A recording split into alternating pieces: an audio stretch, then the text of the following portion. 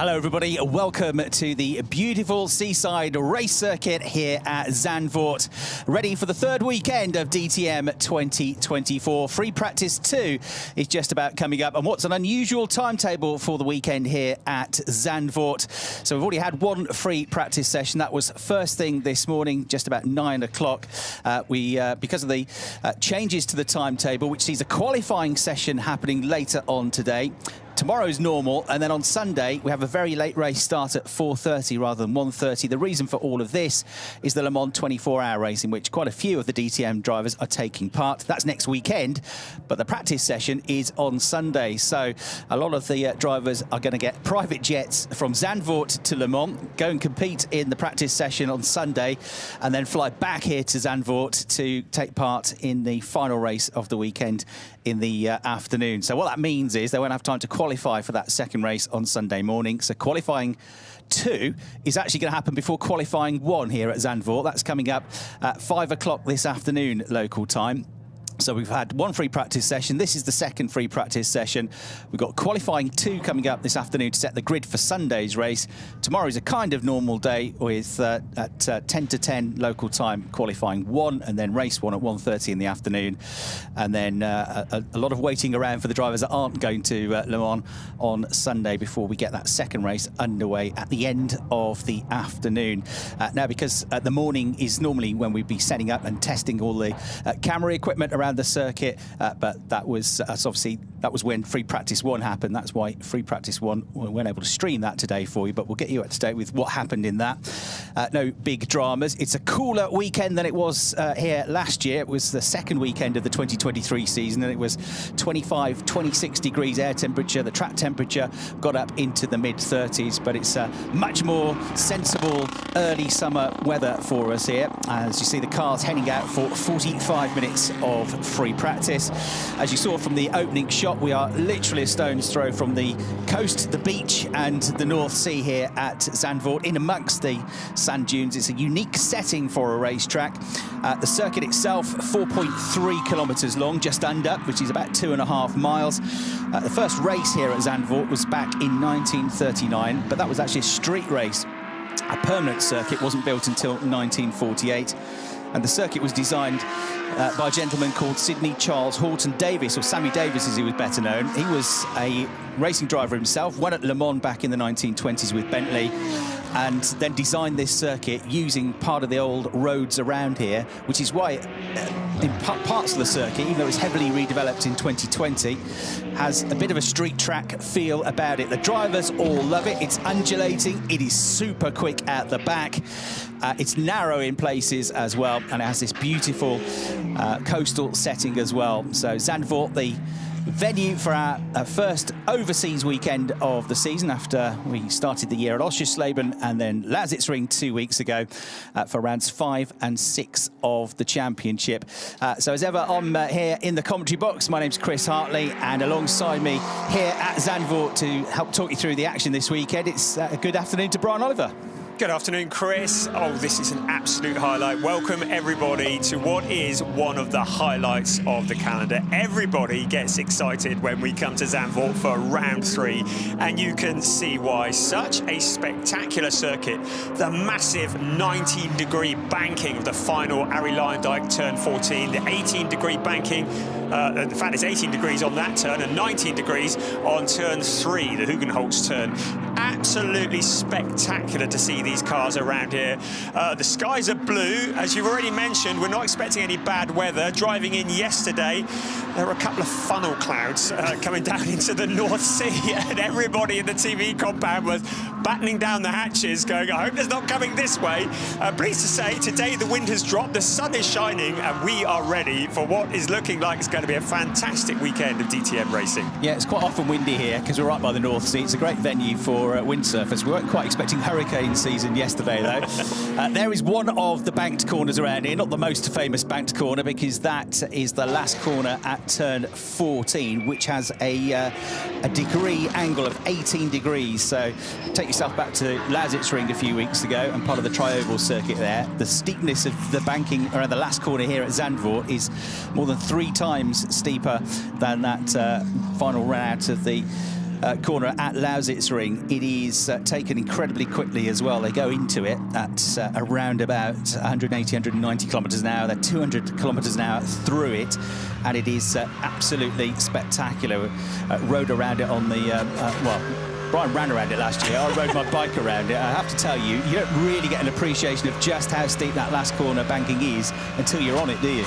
No, actually, I just walked it last night. I'm planning on running it tonight, but I walked it, and just walking up the banking around the Arry Lyndike turn, it was a real effort to get up there. A bit of a head spin going on, but it's great because that final corner, turn 14, it allows the drivers to effectively extend the pit straight. They can get on the throttle earlier. They take that corner, as you already said, a phenomenal speed. They exit the turn 14 out onto the pit straight, and then in theory they can get the slipstream in towards turn 1, and it makes that pit straight effectively longer. So great overtaking opportunities created by the modifications to the circuit. Yeah, absolutely right. And yeah, when I was on my bike on it last year, it got to the top of it, and too, I had to hang on to the railings, because if you just get your balance slightly wrong, you'd be way down at the bottom of it. It'd be quite the tumble. On board with Maro Engel, one of last year's race winners. He's had a really good start to the season in terms of races, but his qualifying have been nightmares. He's had to charge through the pack in every race so far this season, but he's done it with great aplomb. He's been on the podium, and Maro Engel, one of the drivers that has been super busy over the last few weeks, because he was, of course, at the Lausitzring 2 weeks ago. 2 weeks ago, they were at the Nürburgring 24-hour race. It wasn't quite a 24-hour race in the end. If you were there, you'll know what I mean. Not quite. No, 7 hours on, wasn't it, with all the fog delays.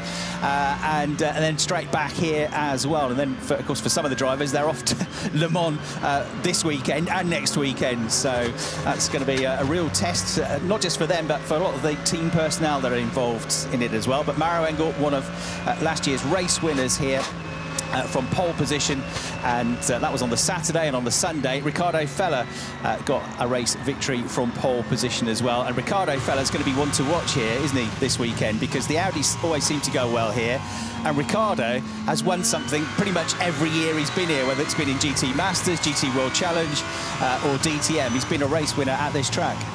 Yes, and he's also coming fresh off the heels of winning the Nürburgring 24-hour race last weekend, so he's already on that roll. He wants to carry that success into this weekend. So our new champion of the Nürburgring 24-hour race, Ricardo Feller, is on the crest of a wave, and as you said, he wins pretty well every time he comes here in something or the other. He will be mastering the banking. There's some great onboard shots that we're seeing here with Kelvin van der Linde, teammates to Ricardo Feller. Well, teammate, they drive for the same team. I think when they're out on track, there's not a lot of space given to between each other, as was the case at Lausitzring last time out. Yes, quite a talking point that, wasn't it? The contact between Kelvin van der Linde, Ricardo Feller, the contact between Kelvin van der Linde and Thomas Preining, as the three of them battled for the lead of the race. And effectively, at the point, battling for the lead of the championship as well. I know early doors in the championship, every single point is going to count. And for the contact that they had after the contact between van der Linde and Preining, Feller was ordered to give his position back. He had a warning, Thomas Preining had a warning, and afterwards Martin Tomczyk and everybody at Abt was like, well, why didn't he have to give his position back? Why didn't Preining have to give his position back when they effectively both had a warning? But for the race director, Sven Stopper, and the team, they were saying, well, to their mind, the move was already done when there was the contact with Preining, so got a warning for it, but we decided he didn't need to give the position back. Ricardo Feller, as you say, tremendous effort to get a Nürburgring 24-hour race win last weekend, alongside Frank Stipler, Christopher Mies and Dennis Marshall for Audi Sport Team Phoenix, who levelled the record in terms of Nürburgring 24-hour race victories with the Manthey team. And but at Lausitzring, he was slightly disappointed, slightly crestfallen, particularly on Sunday. Ricardo Feller, wasn't it? Because he had a fifth and a third, but he felt like he was well capable of winning that race on Sunday. Felt like he could have had more, and he said, that's made me even more hungry for Zandvoort. Yeah, you will never see anybody more disappointed to stand on the podium, because he was on the third step and he thought he should have been at least one step further up, maybe two.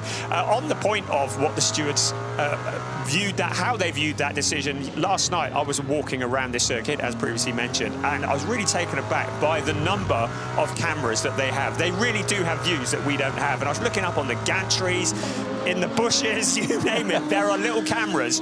They really do have angles. And I know a lot of people, you'll watch these races online, you go, oh, it's a penalty, should have been, blah, blah, blah. And you realise the stewards really do have a lot better view than any of us, and they know exactly what's going on. Yeah, and, you know, part of the job is that you're always probably going to upset one side of the camp and please the other side. You can't please everybody all at the same time, can you? Everybody's going to have their own viewpoints. It's an incredibly difficult job, though. Been watching the local hero, Thierry Vermeulen, in his second season of DTM. A driver, for my money, was really impressive in his first season last year, particularly given the lack of previous race experience he's had, really. He's only been racing anything for a few years. He isn't one of these drivers that's come through and had years and years of karting, and he improved rapidly throughout the course of 2023, then started to become a regular top 10 finisher, got into the top 6 in qualifying, but he's had a rough start to the year this year. The contact and then a car fire at Oschersleben. It was a disastrous weekend for the Ferraris and the Emil Frey racing team at Lausitzring. They were complaining about struggling with their BOP, their balance of performance at the Lausitzring, so barely able to muster any points at all at the second weekend of the season. And at Zandvoort, a bit of an unknown quantity, because for Jack Aitken, certainly this was a weekend that he missed last year because of his other racing commitments. And so he didn't race here at all last year, but he has raced here in the past, and he has been a winner here in the GT Masters category, and was pleased with how the cars were performing this morning in free practice one, particularly in the first sector. So news of free practice one at the start of the morning. Nicky Tim was quickest for SSR Performance in the Lamborghini Huracan, with a time of 1 minute 33.713 seconds in a typically tiny margin that we have become accustomed to these days in DTM. He was only 16 thousandths of a second quicker than another Lamborghini driver, Maximilian Powell, in the Powell Motorsport car. So Lamborghini's first and second. Ricardo Feller, who we've been talking about a lot in the build-up to this, he was third quickest for Abt Sportsline in the Audi, and his teammate Kelvin van der Linde was just behind him in fourth place. There's only 14 thousandths of a second between those two drivers. Thierry Vermeulen, who we've been watching on the onboard camera, was fifth quickest in the Ferrari 296 for Emil Frey Racing, just under 0.3 of a second off the best time of the session. Mirko Bortolotti was seventh, Jack Aitken was eighth, Thomas Preining, who was one of the winners last time out of the Lausitzring, was in ninth place, and Sheldon van der Linde was in 10th place.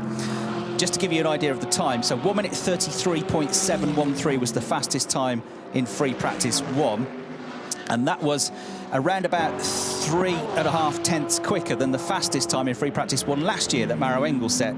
That was a 1 minute 34. It's a lot cooler air temperature and track temperature than it was at this time last year.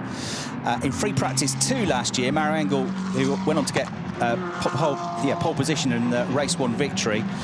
Maro was quickest in both of the free practice sessions last year, but it was the second session in the afternoon which was the quicker session, even though the track and the air temperature were much hotter. It was 37 degrees track temperature for free practice 2 last year. Maro Engel did a 133.543. So, if anything, we can expect to go quicker in this second session, Brian.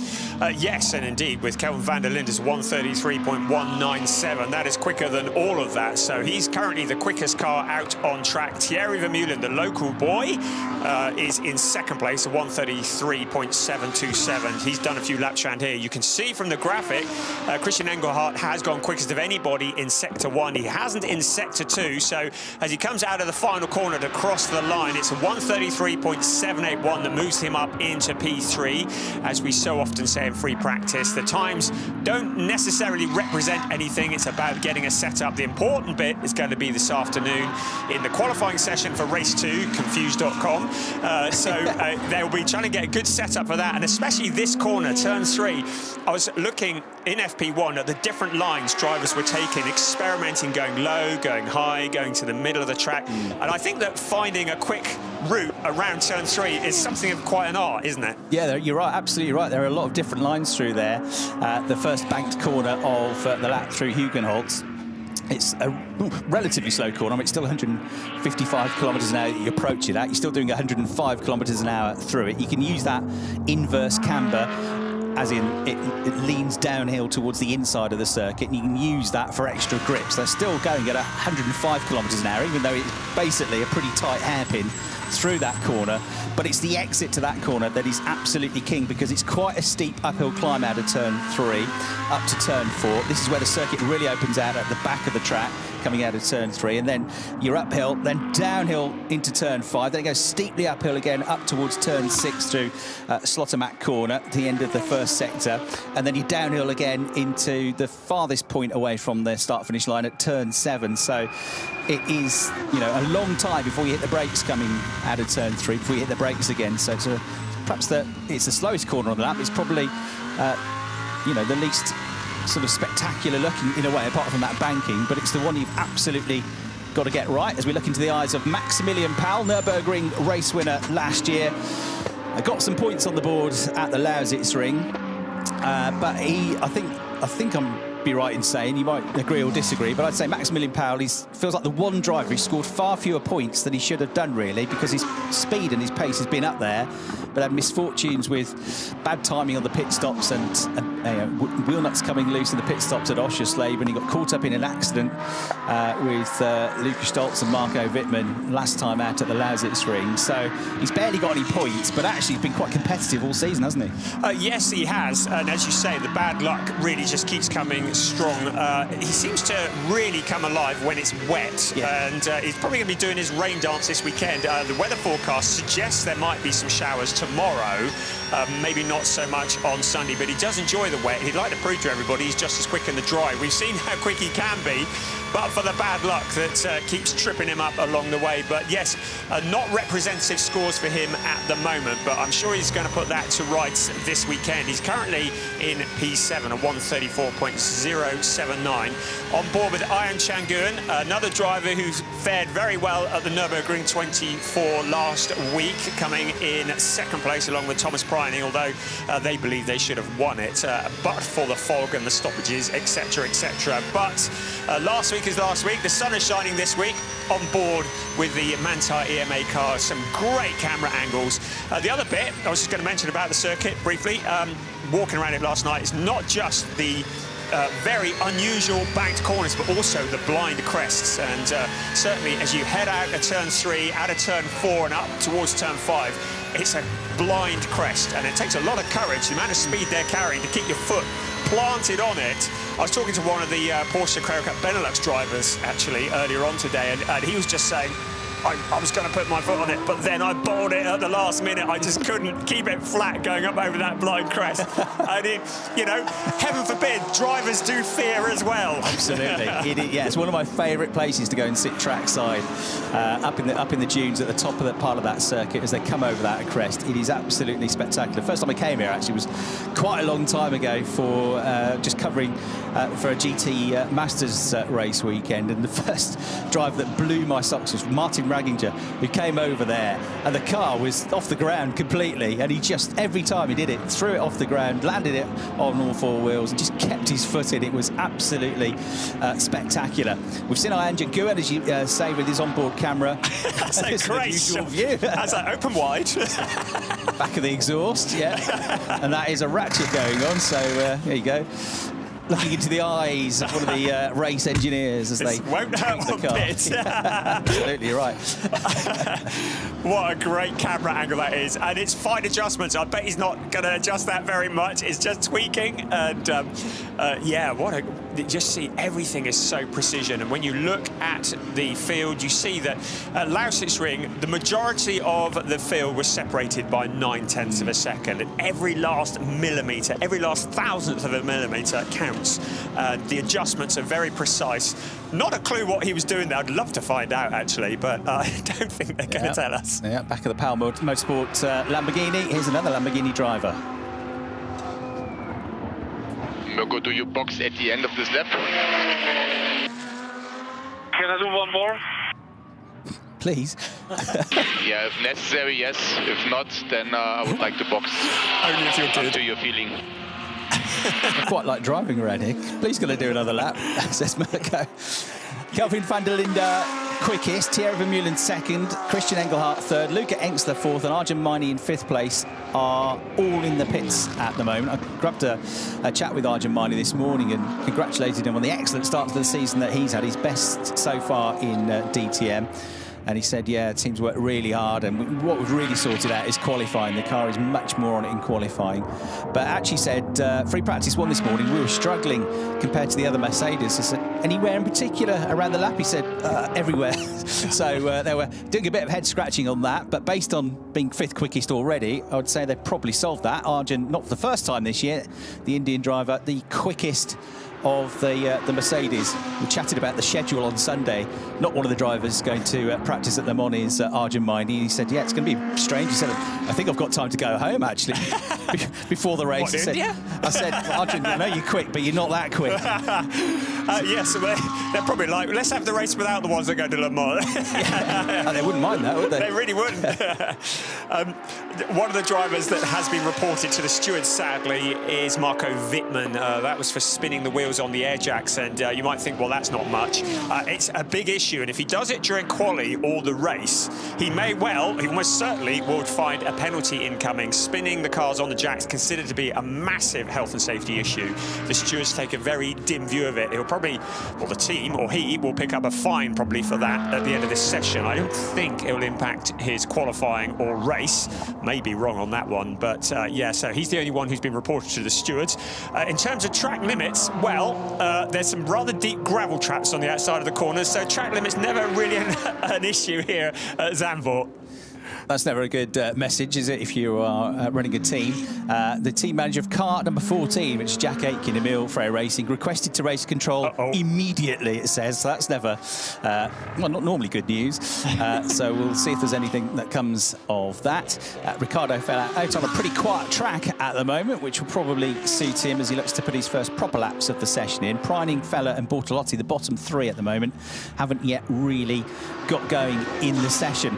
So while it's quiet, would you like some random stats? I got sort of buried, went down a rabbit hole this morning. I thought I'll just check how people are doing compared to this time last year. And then I kept going down the list, and I kept going down the list, and I kept going down the list. Amazing. I'm going to take a seat. Would you believe, and I know there's a few less drivers in the championship than there were last year, but I don't think enough to really affect it that much. The top 12 drivers in the championship have all scored more points or equal to what they scored last year after 2 weekends. Every single one of them, which is quite bizarre, isn't it? Wow. So there are a few that stand out. Kelvin van der Linde, this time last year, after 2 race weekends, he'd scored 24 points. He scored 63 now, and he's the championship leader. So he scored 2.5 more times points than he scored at this point last year. So a much, much better start to the season. Thomas Preining, bad op, Oschersleben, really, really good Lausitzring, has actually equalled what points he scored last year. He's on exactly the same, 55 points after 2 weekends of racing. Well, he went on to win the championship last year. And I chatted with Thomas this morning about this, and he said, you know what? He said, the first 2 or 3 weekends of the season, there's a lot of changes. There's lots of things going on. There are new personnel within teams. Sometimes there's new race engineers. There's new drivers in there. Everybody's sort of finding their feet. He said, so what you hope, he said, is that the first few weekends of the season, you just try and kind of get through, and you try and tick over the points and get some good results if you can. But then you are looking to really accelerate it once you get to the midpoint of the season, which is kind of exactly what he did last year on his way to the championship. So he's equalled what he scored last year. He's the only one of the top 12 that hasn't done better than he did last year. So Ricardo Feller, 51 points this time last year. He's on 53. Maro Engel, 45 last year, including that win at Zandvoort, which was the second weekend of 2023. He's got 7 more points this year on 52. You feel like Mirko Bortolotti, probably his season hasn't really ignited yet because he was a key championship challenger last year, but he's actually scored more points than he scored last year at this point. Wow. 37 last year, he's got 45 this year. The big increase, or one of them, is Luca Engstler. 4 points at this stage last year, 43 points this year. Of course, a race winner now, and he had a good solid Lausitzring, didn't he? Shelton van der Linde, he's been steadily ticking the points off, been getting in the top 10 in every race, top 6s, and a 4th place. Nothing absolutely spectacular, but he's got more points than he had at this time last year. He's got 41 instead of 33. Lucas Stoltz has had a DNF, but he's still got more points than he had at this time last year. He's got 35. He only had 21 at this stage last year. Arjun Maini has got 35 points. He had 1 point at this stage last year. See what I mean about a better start to the year for Arjun? Wow. And even Lucas Auer, who was coming back from injury at the start of last year, he scored double the points that he had at this stage in 2023. He's got 34 points, and he had 16 last year. And even Jack Aitken in 11th and Rennie Rast in 12th have got more points than they had last year, but mainly because they both missed the second weekend of the season at Zandvoort.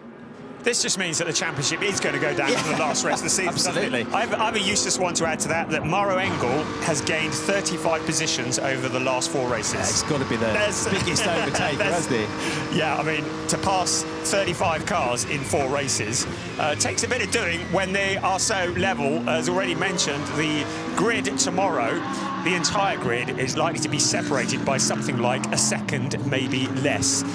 So to overtake that many cars in 4 races, that's quite a feat, I'd say. Yeah, to back up your point, Mauro Engel is 4th in the championship. He's averaged 15th on the grid this year. That's his average. His best is 10th. He's just been in the top 10 1 time this year in qualifying. And he's getting really frustrated with it at Lausitz-Ring. I had a chat to him about it, and he said sometimes we just time things wrong. Sometimes the track changes and we haven't reacted to it quickly enough. He said we always go well in free practice. He's always looking great for qualifying. And qualifying is always a disaster. But then we know the car is quick because then he can come through in the race, and he's done it every single time this season. That said, he is a pretty experienced driver. Yes, well, we've seen him over the last few years a fair bit, haven't we? And he's going to be saying, if only I would qualify further up. Well, we'll see what's going to happen, because we'd expect a good qualifying from him this weekend. He's 15th at the moment, but if he's at the sharp end of the grid, then he's really going to be troubling the podium positions. On board with Sheldon van der Linde, was looking good for the Nürburgring 24 last weekend, but for an accident not of his making, accident that took him and a couple of other cars out of the race. It was a massive accident. If you've seen the video of it from the outside, quite a scary moment. But Sheldon van der Linde spent a lot of time just pretty fed up about life in general after that, and back this weekend looking for vengeance in terms of motorsport. Of course, the 2022 champion, always very strong, and he and his brother, well, they're always championship contenders, aren't they? Here's Ricardo Feller, who is the teammate of Kelvin van der Linde. Yeah, came into traffic. I think I cannot go faster. You want me to try for another one, or And the question is met with silence. Yes. Do you want to carry on, or? Yeah, no? the anticipation's killing us. What is it going to be? I just drive around until they tell him not to, I suppose. Yes, it's all kind of, they're not just tootling around having a Friday afternoon drive. It's a precision program here, and lots that has to be achieved in these 2 free practice sessions, this being the second one. Thomas Preining, the defending champion, out on track. He's got a bit of space at the moment. You just saw him backing out of it a bit there. Now, maybe just finding some space, getting everything into the right temperature window. At the moment, he's in 17th place. You get the feeling he's probably backing it up and winding himself up for a hot lap at any time soon. So Kelvin van der Linde's early time of 1 minute 33.197 is the quickest of the day so far. It is only 0.6 of a second away from the qualifying lap record set by Mauro Engel last year, and with fresh tyres on the car, as light a fuel as it can be for qualifying, and everything in proper trim in qualifying, that suggests that we're going to get potentially some really quick times in qualifying later on if we're already within 0.6 of a second of it. This is one of the circuits. Some circuits you only get 3 sets of new tyres, some you get 4, but this is one of the circuits where you get 4 sets of new Pirelli tyres to last for 2 qualifyings and 2 races. And the rule is that you have to use at least 1 completely fresh pair of slicks in each race. And that's why sometimes you see slightly slower lap times on a Sunday qualifying than on a Saturday qualifying, although because we're Friday and Sunday this year. But that is something to bear in mind. Another thing to bear in mind is a slight rule change this year, is that previously the top 5 in qualifying, whatever tyres they qualified on, they had to use that in the race, is now the top 10. So if you're in the top 10 in qualifying, whichever tyres you use to set your best lap time. You have to start the race on those tyres. René Rast out there in third place at the moment. Top BMW, 1 minute 33.565 seconds for René, looking to ignite his season, really. You've only got two Audis quicker than him at the moment, and they're both now in the pits with Ricardo Fella having come in. Thierry Vermeulen in fourth place, as you can see on the graphic on the left of your picture, is in the pits. The other BMW, Sheldon van der Linde, is going pretty well as well in fifth place. But a relatively quiet track out there. And dead last at the moment is Mirko Bortolotti with a 136.888. So he hasn't yet put a proper lap time in this session. But we saw the Lamborghinis, including his teammate Nicky Tim, both going well earlier on. Meanwhile, Arjun Maini has set personal best in sectors 2 and 3 and has just gone second quickest. So definitely sorted out the issues that they were having in free practice 1. 1 minute 33.403, 2/10 behind Kelvin van der Linde. And he's split the two Audis there, hasn't he, in second place. I think Kelvin van der Linde has made a very big statement in the fact that his fastest time, the fastest time of the session, was set on lap 4. He's only done 5 laps during this entire session. He's certainly been in the pits for the last 10 minutes, well over the last 10 minutes, more than 10 minutes, according to the timing screen. Get the feeling they're quite happy with the setup on that car. They've got what they want. And he's like, well, bring on quali, I'm ready.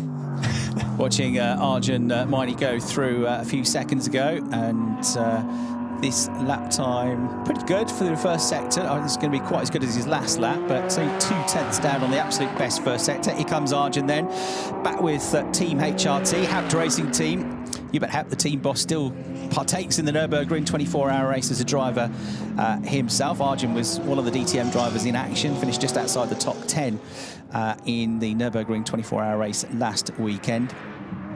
So his best result last year was a 7th place finish, but he's been up there. He's got points in every single race so far this season. He's been up there in the top 6. He's been in the top 3 in qualifying, and he'll be looking to better his best season in DTM, which was his first season in DTM in 2021, where he finished in 12th place and rounded out the season with a historic podium with a 2nd place finish at the Norris Ring, which was the last weekend of the season in 2021. A rather dramatic weekend if you were following DTM back then for the championship decider, which in the end went the way of Maximilian Götz. But Arjun getting a podium, which was the first ever podium in the DTM for an Indian driver.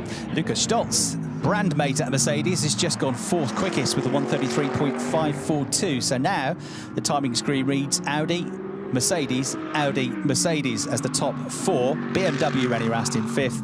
Ferrari, Thierry Vermeulen in 6th place. Best Lamborghini is Christian Engelhardt in 8th place. And you have to keep going down before you find the best of the Porsches, which is Anjan Guan at the moment in 14th place. We're on board now then with the home hero, Thierry Vermeulen, in the number 69 Emile Frey Racing Ferrari.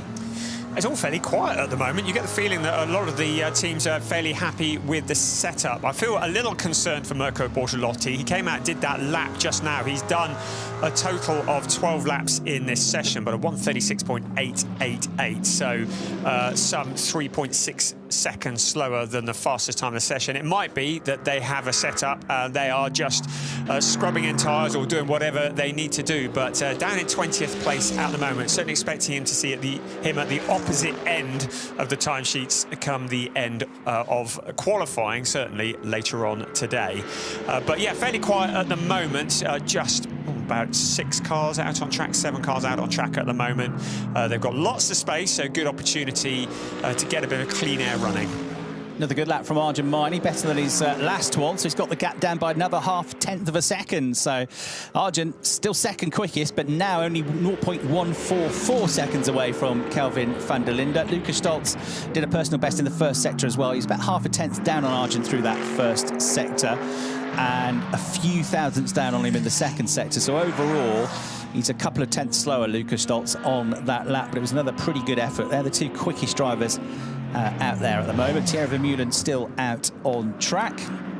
DTM debut last season. He's also taking part, as he did last year, in the GT World Challenge this year as well. And the Sprint Cup finished 4th alongside Albert Costa in that championship last year with Emil Frey Racing. So trying to build up as much race experience as he can. But I spoke to him at the Lausitz about this event, and he said, I cannot wait to get to Zandvoort for my home race. And he's doing a good job so far, isn't he? Yeah, there's a lot of pressure on your shoulders when it's your home race and the home crowd, the only Dutch driver in the field. So you can see he's monstering it pretty hard there. He's been out on track a fair amount of time, but he's pushing hard, just trying to improve on the time that he's had. You can see from the graphic that he hasn't done any personal bests in either of the first 2 sectors.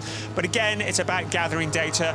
A lot of these drivers, we talk about data, but I was reading that Luca Engstler was looking at data and video on the Saturday night / Sunday morning of the Lausitz weekend until 1:30, because he could see that his teammate was stronger than him in the first sector, and he wanted to work out why. And you know, these drivers are analysing everything.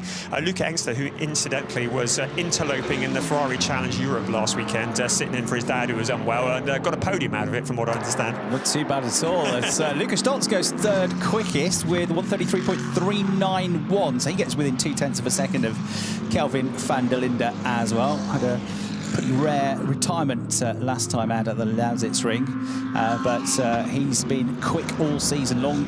6th in the championship last year, 6th in the championship in his first full season in 2022 as well, and he now puts it his Mercedes into the top 3 as well, behind Kelvin van der Linde and Arjun Maini. Here then is Luca Engstler, like Maximilian Powell, a Lamborghini driver, very much like Maximilian, one of the young drivers in DTM that is also heavily involved and has been in the past, especially last year when the family-run team were running him in the Audi in his first season of DTM. He gets involved in everything. The family very much involved in you know, bringing the trucks to the circuit, setting up all of the kits inside the garages. That's certainly the case for Maximilian Powell and his team. You see, every time you go into the pit lane, Max is doing something in the garage and trying to go through the data or work on the car or organise people. So it's not just a case of getting in the car, finishing your session and then putting your feet up for a couple of hours before the next session. It is busy for these drivers, particularly those that are heavily involved with running the team as well. Yes, and of course Engstler are heavily involved in GT Masters, so they field a car there. Luca Engstler involved in that. I saw him yesterday. He was wobbling up the road on a bicycle with a very large box on the handlebars. Like, there's your championship-winning driver. Certainly the driver's aiming to be a champion in DTM, not scared to get his hands dirty. What a great view of turn 14. Look at that banking on board with Max Powell, flat out down the pit straight, and got time to get heat into the tyres as well, and then braking heavily into turn 1, the corner that is called Tarzan. So it looks quite steep from the onboard camera, but believe you me, it is way steeper than it looks on those pictures. Yeah, drivers get a real feel of IndyCar style racing, and that is named after the great Arie Luyendyk, that turn as well. Of course, was a 2-time winner of the Indy 500, so it's quite apt that the Dutch Indy star around an Indy style corner should have it named after him. Lucas Auer is on a quick lap here. Absolute best in sectors 1 and 2. Personal best for him, but he's not far off the absolute best either. So good 3rd sector for the Austrian. Could see him definitely up in the top 3, maybe challenging for the fastest time in this free practice session as we go into the last 10 minutes. So the Austrian gets on the gas, comes through this banking now, accelerates out of there at 200 kilometres an hour. By the time he gets to the end of the straight, he'll be doing 260 kilometres an hour, over 160 miles an hour. What's the lap time? Good enough for 2nd place for Lucas Auer. And so now you've got 3 out of the top 4 as Mercedes. The top 5 are either Audis or Mercedes in this session.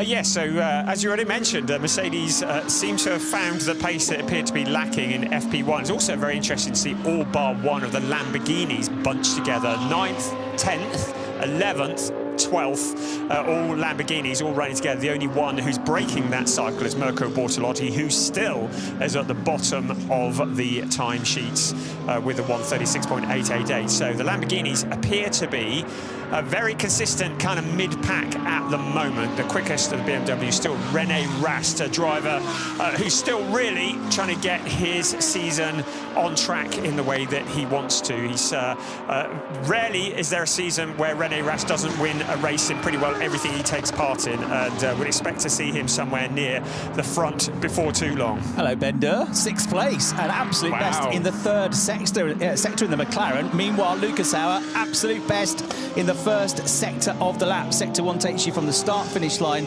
all the way up to Slottermacher corner, so at the exit to turn 6. It's a long 1st sector. Sector 2 takes in turns 7, 8, 9 and 10 and ends 2/3 of the way down the back straight before you get to the chicane, and the rest of it is sector 3. So Lucas Auer, personal best in sector 2. That's only a few thousandths off the absolute best sector 2 time. This should be top of the times for Lucas Auer in free practice 2, and it is by over 1/10 of a second. So Auer goes quickest with a 1:33.078, and finally, for the first time in about 40 minutes, Kelvin van der Linde is pushed off the top of the times down to 2nd place. So I'm expecting the track is getting quicker as Clemens Schmid jumps up into 2nd place, quickest of anybody in sector 3. So they've found something that McLaren that's dialed in, haven't they? The McLarens in 2nd and 7th. That's the quickest we've seen them going since their debut in the DTM. But suddenly the track is looking busy. The rubber is getting laid down.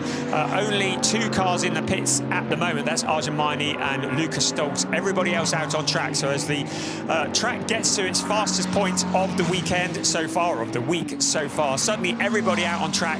Their target, the 1:33.078.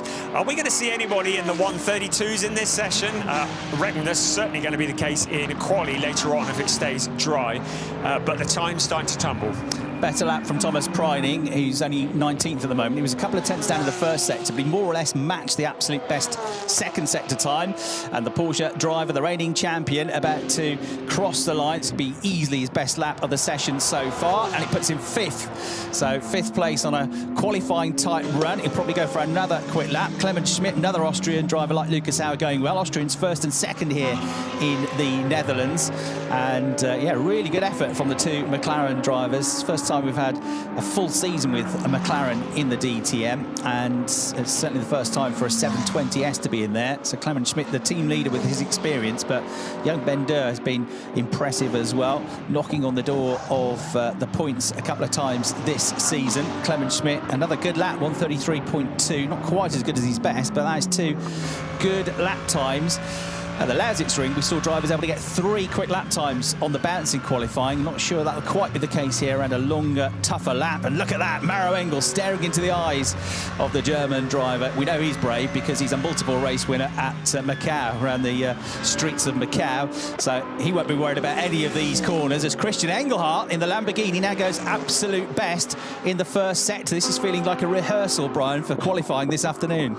Yes, so you get the feeling that quali might be quite lively, especially for the last 5 minutes. So the car's getting quicker and quicker. Everybody's setting personal bests all of a sudden, but Christian Engelhardt, quickest of anybody in sector 1, a personal best in sector 2. We're looking at him now, that gorgeous looking Lamborghini in gold and black. Out of the chicane he comes towards turn 13. Getting a good exit out of this corner, really important, because then you can really nail it up through turn 14, carry loads of speed around the Lyondike corner and out onto the pit straight. Absolutely everything pressed down to the floor as hard as it will go. He crosses the line and it is a 6th. So the final sector, well, he personal best in sector 2 and 3, but nothing to elevate him any further up the timesheets than P6. Talked about all the drivers in the top 12 having more points at this stage of the season than they had 12 months ago. Christian Engelhardt's the first one on the list, 13th of the championship, that has got fewer points because he was, of course, a race winner in the opening weekend of DTM 2023, but hasn't been able to repeat that so far this year. But 6th place for Christian, a good effort. And Mirko Bortolotti is not going to be in 20th place for very much longer, about 5 seconds time, less than that. The Italian will come through and put in his best lap of the session so far. Just under 4 minutes to go. Bortolotti goes 8th place with that one. That means that the top 12 are covered by less than half a second in this session. So ramping up to qualifying. Let me briefly tell you about balance of performance weights compared to last year. It's a bit different, but not massively so for most of the brands. So Audi have got 50 kilograms of ballast on board for the performance weight, the BOP weight. They are heavier than they were last year, sort of, because they started last year with 55 kilograms. Then it got reduced on the second day of the weekend to 35, but they're back up to 50. The BMWs are a bit heavier than they were last year. They've got 35 kilograms of BOP weight, but they had 30 last year, so 5 kilograms heavier. The Ferrari's a bit lighter, 30 kilograms rather than 35 last year. The Lambo, likewise, 5 kilograms lighter than last year, 75 instead of 80.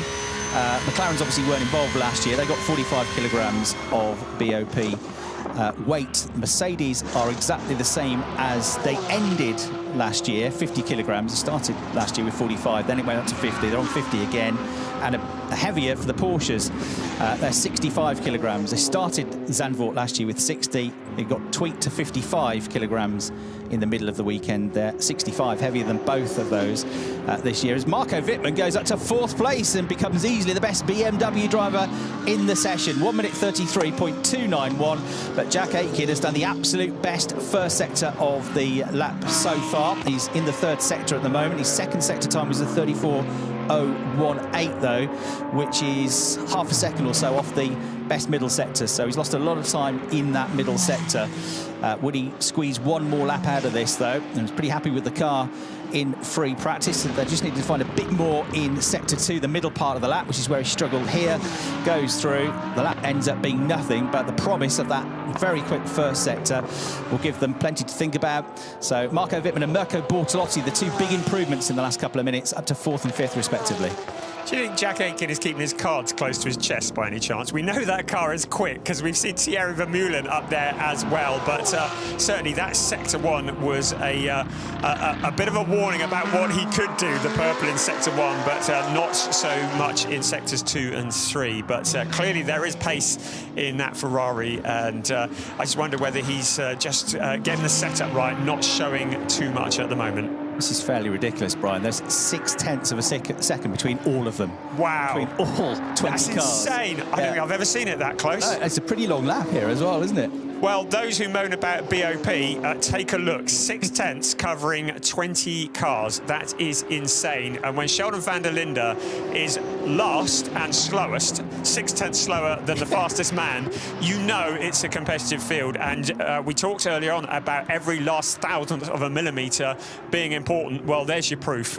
Every last ounce needs to be extracted out of the laps and out of the cars. It's essentially half a tenth of a second per corner. That's all he's missing, and he's last.